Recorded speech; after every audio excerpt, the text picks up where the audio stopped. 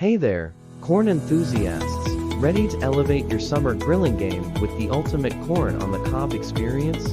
Buckle up, because we're diving into 3 foolproof methods that'll have your taste buds singing. Method 1. Grilled corn on the grates.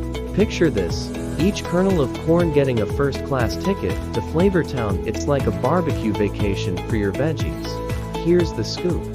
Start by firing up your grill to medium-high heat, somewhere between 375 to 450 F. We're talking grill temperatures hotter than your enthusiasm for summer break. Now, to husk or not to husk? That is the question. Feeling adventurous? Leave a bit of husk to fashion your own corn handle, a corny innovation. Give those cobs a little TLC with some neutral or olive oil. Rub it in like you're giving your corn a spa day before the big grill-off.